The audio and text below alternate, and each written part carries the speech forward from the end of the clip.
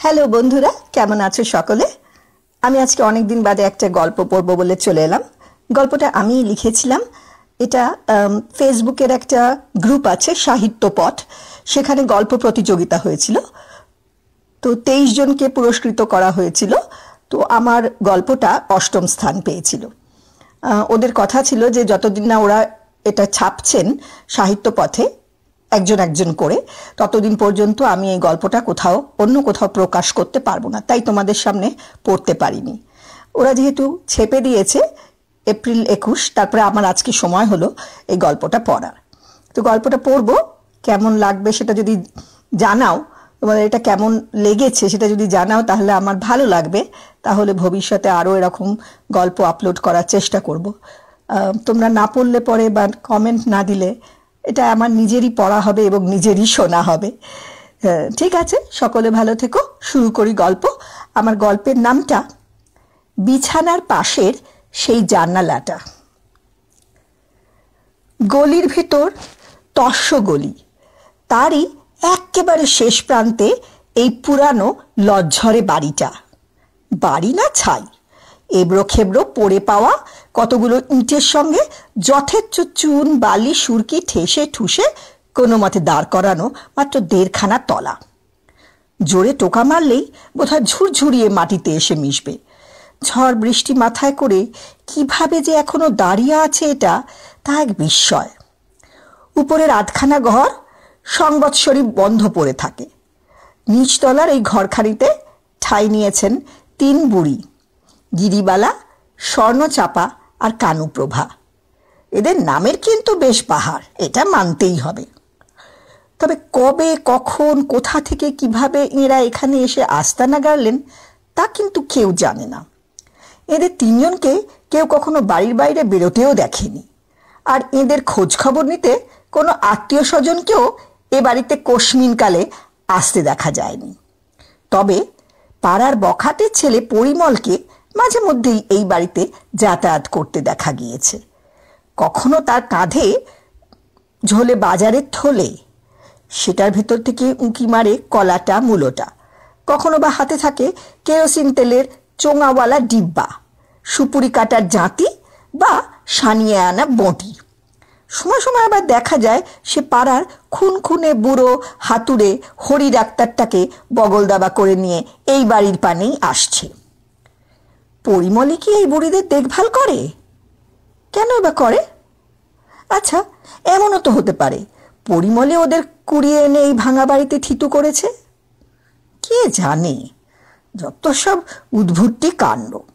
তাছাড়া আরও একটা ব্যাপার আছে, এরা 3 জনা। এরা কি বন্ধু, নাকি বোন, নাকি একে অপরের আত্মীয়? এও এক জম্পেশ রহস্য। যাকে এসব নিয়ে বেশিক্ষণ মাথা ঘামাতে কারোর বয়েই গেছে।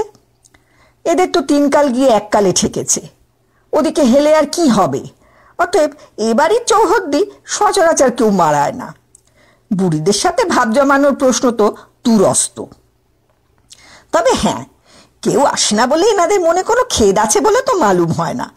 নিজেদের মধ্যে অহরহ গল্প গাছা কোঁদল কাজিয়া করে বাড়ি একেবারে জমজমাট করে রাখেন 3 জনে।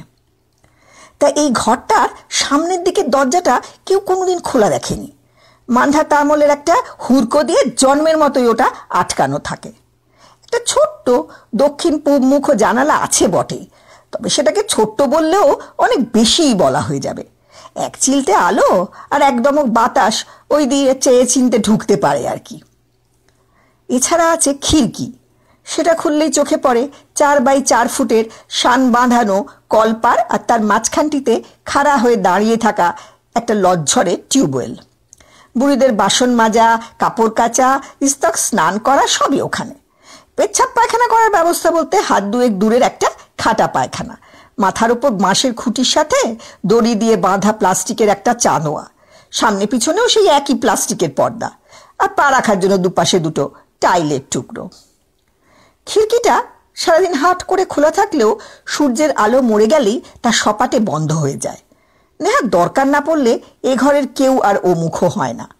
গত্যন্তই বা কি, অন্ধকার জমতে না জমতেই পাল পাল মশা, হরেক কিসিমের পোকা মাকড়, কুকুর মেকুরও রাতের আশ্রয় নিতে ঘরে সেধিয়ে যেতে পারে।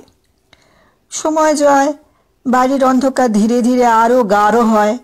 ঘরের সবেধন নীলমণি, ঠনঠনে লণ্ঠন আর টিমটিমে কুপির আলো আঁধারিতে ওই খুপড়ি জানালাটাই যেন তখন বাকি দুনিয়ার সাথে তিন বুড়ির যোগসূত্রের শেষ বন্ধন হিসাবে অনিমিষে চেয়ে থাকে। নিচতলার এই ঘরখানির আসবাবপত্র বলতে প্রথমেই নজরে আসে তিন বুড়ির শয়নের জন্য ব্যবহৃত তিনটি তক্তপোষ। সেগুলোর উপর পাতা রয়েছে একটা করে সস্তার তোষক, আর তারও উপর একটা করে 5 মিশেলি ছোপ কাটা জাল জালে বিছানার চাদর। চাদরগুলো মাপে বেশ খাটো, তাই খানিকটা ধেবড়েই পড়ে থাকে শয্যার উপর। প্রতিটা বিছানার পাশে রয়েছে একটা করে মাঝারি মাপের কাঠের জলচৌকি। সেটার উপর জড়ো হয়েছে দুনিয়ার জিনিস, কি নেই সেখানে।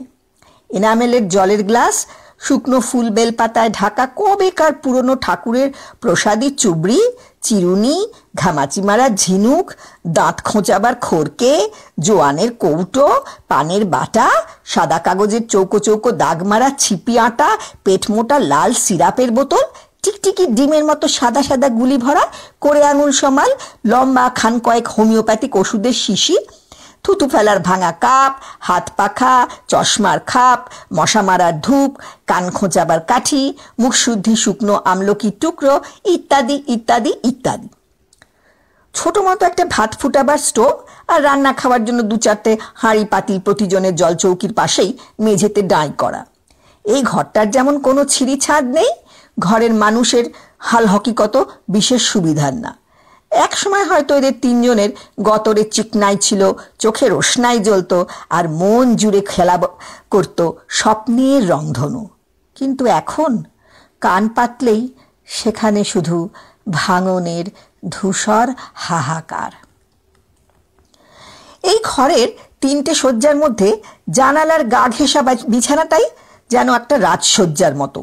সেখান থেকে কষ্ট করে একটু বাইরে উঁকিঝুঁকি মারলেই নাকি বায়োস্কোপের মতো সুন্দর রং ঝলমলে এক বিচিত্র দুনিয়া দেখতে পাওয়া যায়। কি দেখা যায় সে একমাত্র জানে অশীতিপর গিরিবালা দেবী। ওই বিছানাটা এখন তাঁরই কবজায় কি না। এই ঘরের এমনই দস্তুর, বয়োজ্যেষ্ঠ মানুষটিরই হক বর্তায় ওই বিছানার উপর। অন্য কারুর সে নিয়ে ট্যাফও করার উপায়ই নেই। তার নিজের অধিকার সম্বন্ধে 16 জায়গায় 18 আনা হুঁশিয়ার গিরিবালা। সময় নেই, অসময় নেই, যখনই দেখো ওই জানালাটির পাশে হত্যে দিয়ে তিনি পড়ে আছেন এবং বাইরের দৃশ্যাবলীর পুঙ্খানুপুঙ্খ বিবরণ ক্রমাগত দিয়ে চলেছেন। আর পরের মুখে ঝাল খাওয়ার মতোই ঘরের বাকি 2 বাসিন্দা গালে হাত দিয়ে গিরিবালার মুখ নিঃসৃত সেই চলমান ধারাভাষ্য অষ্টপ্রহর শুনে যান। হরেক কিসিমের মানুষের নাকি সেটাই আনাগোনা, আর তাদের সে কি রং ঢং। কমলা রঙের ফ্রক পরা কিশোরী স্কুলে চলেছে বিনুনি দুলিয়ে, গুলতি দিয়ে গাছের ফল পাকুড় তাক করছে পাড়ার ডান পিঠে ছোঁড়া। মুটের মাথায় সওদা বোঝাই করে বাজার সেরে ফিরছে কর্তা বাবা। ব্যাগ ঝুলিয়ে কোমর দুলিয়ে সান্ধ্য ভ্রমণে বেরিয়েছে ঘোমটা মাথায় গিন্নিমা। অফিস ফেরত ক্লান্ত পায়ে ঘর মুখো চলেছে রোগা ল্যাকপ্যাকে চেহারার কেরানি বাবু। মাথার ঝুড়ি মাটিতে নামিয়ে কোমরের গামছা দিয়ে মুখ মাথার ঘাম মুছছে সন্ডা মার্কা ভাঙারি ফেরিওয়ালা। ওই ঝুড়িতে কি আছে দেখতে পাচ্ছ গো? বেমক্কা প্রশ্ন ছুড়ে দেন কানুপ্রভা। ওর ওই রকমই স্বভাব, কথার মাঝে খালি কথা বলা। গিরিবালার কপাল কুঁচকে গেল। তিনি একটু থেমে উত্তর দিলেন, কি নেই তাই বল। কাঁচ ভাঙা, ছেঁড়া জুতা, পুরানো লোহা লক্কর, প্লাস্টিকের বোতল, আরও কত কি। 2 শ্রোতা মনে মনে ভাবেন, চালসে পড়া চোখ আর ঘষা কাচের চশমার ভিতর দিয়ে এত কিছু দেখে কি করে গিরিটা। নির্ঘাত বানিয়ে বানিয়ে বলছে বেবাক। তা কি আর করা যাবে, যা পাওয়া যায় তাই সই। আহারে, এসব দৃশ্য নিজের চোখে না দেখলে কি মন ভরে? সুযোগের অপেক্ষায় থাকে সব, যদি গিরিটা একটু এদিক ওদিক নড়ে। কিন্তু সে গুড়ে বালি। নেটুলির মতো জানালায় চোখ সাঁটিয়ে বসে না থাকলে গিরিবুড়ির জীবনই বৃথা। তবে গিরিবালার রাজত্ব শেষ হতে আর বেশি দেরি নেই। কদিন হলো তার শরীর ছেড়ে দিয়েছে। ভাবগতিক দেখে প্রত্যয় হয় আজই না হেস্তনেস্ত হয়ে যায়। তা হলো তাই। ভর দুপুরেই তার নাভিশ্বাস উঠল। অবস্থা খারাপ বুঝে পরিমল হরি ডাক্তারকে আনতে ছুটেছে, ওরাই এলো বলে। স্বর্ণচাপাও আজ সকাল থেকেই ঘর বার করছেন। এতদিনে বুঝি কপাল খুলল, জানালার পাশে তার থাকা খণ্ডায় কি এইবার। তিনি মনে মনে শতকোটি দেবতার কৃপা প্রার্থনা করে চলেছেন, যত তাড়াতাড়ি হয় গিরি যেন ভালোয় ভালোয় তার শেষ নিঃশ্বাসটি ত্যাগ করে অমৃতলোকে যাত্রা করেন। তা ঘটনাটা শেষমেশ ঘটেই গেল। বিকেল গড়িয়ে ততক্ষণে সন্ধে নেমে এসেছে। জানালার পাশটির মায়া ত্যাগ করে পাড়ার কয়েকজন জ্যাঠা ছেলের কাঁধে চেপে নিজেরই তক্তপোষের বিছানায় শুয়ে শুয়ে শ্মশান ঘাটের দিকে যাত্রা করলেন গিরিবালা দেবী। এখন স্বর্ণচাপার ব্যস্ততার সীমা নেই। জানালার পাশটা ধুয়ে মুছে পরিষ্কার করে ফেলতে হবে। গিরির তক্তপোষ বিদায় হলে কি হবে?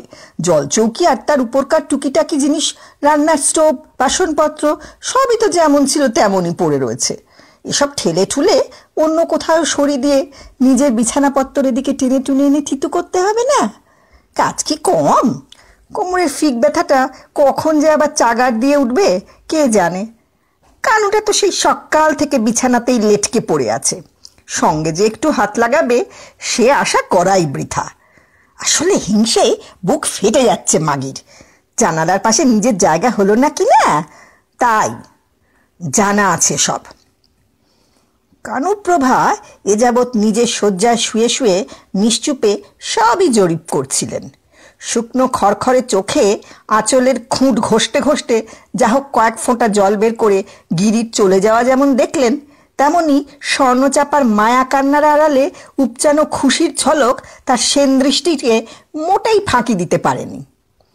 জানালার পাশের বিছানার মালকিন হতে চলেছিস, তাই না তোর এত চোরা ফুর্তি? মনে করেছিস কারণটা আমি ধরতে পারিনি? আবাগির বেটি, গিরিটা গেছে এখনো ঘন্টাখানেকও হয়নি। ধুমসি মেয়ে ছেলে অমনি নিজের আখের গোছাতে উঠে পড়ে লেগেছে। একটুও তর্সায় না, না রে? দাঁড়া, খোয়াব ঘুচাচ্ছি তোর। মনে মনে এন্তার সে স্বর্ণচাপাকে গালিগালাজ করেন কানুপ্রভা। গিরিবালার প্রতি না নিজের প্রতি অনুকম্পা থেকে তার এই উষ্মা, তা তিনি ঠিক বুঝে উঠতে পারেন না। জলচৌকির ওপর রাখা নিজের ঘুমের ওষুধের শিশিটা একবার আর চোখে দেখে নিলেন তিনি। না, বেশ ভরা ভরা মতোই আছে। এই তো দুদিন আগেই এনে দিয়েছে পরিমল। মনে মনে হিসেব কষলেন, না, কাজ উঠে গিয়েও বেশি। ক্রূর একটা হাসি ফুটে উঠল তার বলি রেখাঙ্কিত মুখে। নিশ্চিন্তিতে পাশ ফিরে আবারও মটকা মেরে পড়ে রইলেন তিনি। এদিকে সব কাজ সারতে সারতে রাতের অনেকটাই গড়িয়ে গেল। এত ঝক্কি ঝামেলার মধ্যেও বার কয়েক জানলা দিয়ে বাইরে উঁকি মারা হয়ে গিয়েছে স্বর্ণচাপার। কিন্তু একে বুড়ি চোখ, তাই কুপি টিমটিমে আলো। বাইরের ঘুরঘুরটি আঁধারে কিচ্ছু দেখা যায় না। না, প্রচুর খাটাখাটনি হয়েছে। আজ রাতে চিড়েমুড়ি যা হোক কিছু খেয়ে তাড়াতাড়ি শুয়ে পড়তে হবে ভাবেন স্বর্ণচাপা। কাল ভোরের আলো ফুটবার পর থেকে জানলা ছেড়ে আর নট নরণ চরণ।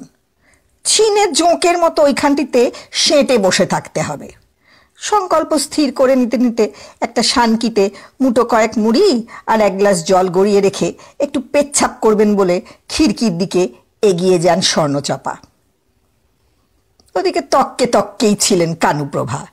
স্বর্ণচাপা বাইরে বের হতেই বিছানা ছেড়ে তরাক করে নেমে এসে স্বর্ণচাপার গ্লাসের জলে আধা শিশি ঘুমের গুলি ঢেলে সন্তর্পণে তার নেড়ে চেড়ে নিজের বিছানায় নিঃসারে ফিরে আসেন।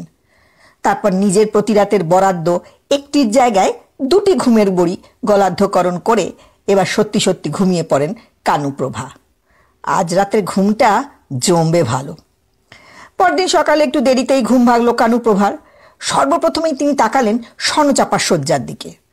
বিছানার একধারে কেতরে পড়ে আছেন স্বর্ণচাপা, চোখ দুটি বোজা, একটা হাত অসহায়ের মতো তক্তপোষের বাইরে এসে ঝুলছে।